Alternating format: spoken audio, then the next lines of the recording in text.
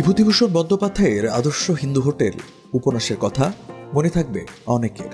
প্রধান চরিত্র হাজারি ঠাকুর ছিলেন অসাধারণ রাঁধুনি। তার রান্না মাংসের ছিল অতুলনীয় স্বাদ, যা খেতে দূর দূরান্ত থেকে মানুষ হোটেলে এসে তার রান্না মাংস খেত।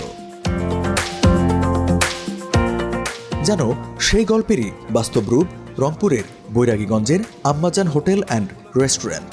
ঢাকা রংপুর মহাসড়কের পাশে যেটি চালু করা হয় 15 বছর আগে। এই হোটেলের প্রধান মেনু গরুর কালাভুনা। একটা সময় ছিল যখন আমরা প্রথমে চালু করি, ড্রাইভারকে কেন্দ্র করে যখন চালু করা হয়, মাত্র 2 কেজি করে গরুর গোস্ত এখানে রান্না করতাম। 2 দিনেও যাইতো না, যেটা সত্য কথা। জেনুইন ড্রাইভাররা খাসে যাচ্ছে, রেজাল্ট খুব ভালো। এখান থেকে ধীরে ধীরে যখন প্রচলন শুরু হচ্ছে, হতে হতে দেখা যাচ্ছে আজকে প্রায় 15-16 বছর আজকে আম্মাজান হোটেল একটা মোটামুটি সুনাম চতুর্দিকে ছড়িয়ে গেছে। এখন প্রতিদিন একটা করে গরুর কালাভুনা আমাদের আম্মাজান হোটেলে লাগে ইনশাল্লাহ।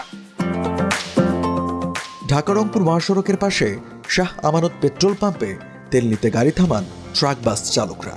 তাদের খাবারের ব্যবস্থা করতে হোটেল স্থাপনের উদ্যোগ নেন আলামিন ও তার বাবা। শুরুতে তেমন সাড়া না পেলেও বর্তমানে আম্মাজান হোটেলে দৈনিক রান্না হয় 120 থেকে 130 কেজি গরুর কালাভুনা। এর স্বাদ নিতে দূর দূরান্ত থেকে ছুটে আসেন ভোজন রসিকরা।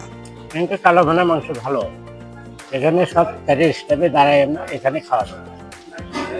500 ফ্যাক্টরিতে গাড়ি রেখে 5 টাকা গাড়ি ভাড়া দিয়ে আসলাম। সব মিলায়ে বন্ধুদের সাথে আসা হয়, রিলেটিভ বন্ধু সবার সাথে আসা হয় কম বেশি। তবে আম্মাজানের খাবারটা বেশি ভালো লাগে দেখে এখানে আসা হয় আর কি। 24 ঘন্টায় খোলা থাকে এই খাবার হোটেল। সকাল, দুপুর এমনকি মধ্যরাতেও লেগে থাকে ক্রেতার ভিড়। এর রহস্য জানালেন মালিক নিজেই। আমাদের শাটার কখনো বন্ধ হয় না, আমাদের হোটেল 24 ঘন্টা খোলা থাকে। আর আমাদের মূল লক্ষ্য হচ্ছে কাস্টমারের সাথে ভালো আচরণ এবং ভালো সার্ভিস। দুপুর 1টা থেকে ভোর 3টা পর্যন্ত সিরিয়াল ধরে কালাভুনা চলে। কর্মসংস্থান প্রায় 15 জন, কর্মচারী বেতন প্রায় 2 লক্ষ টাকা।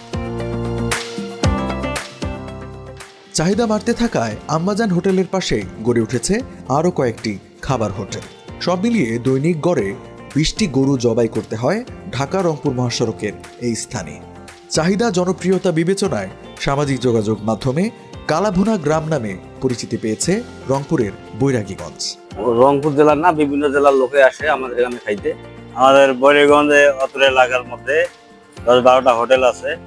মিনিমাম প্রতিদিন একটা করে একটা হোটেলে একটা করে মাংস যায়, গরু যায়। 1-150 কেজি করে মাংস যায়, প্রায় 1 কোটি টাকার ঊর্ধ্বে বিক্রি হয়।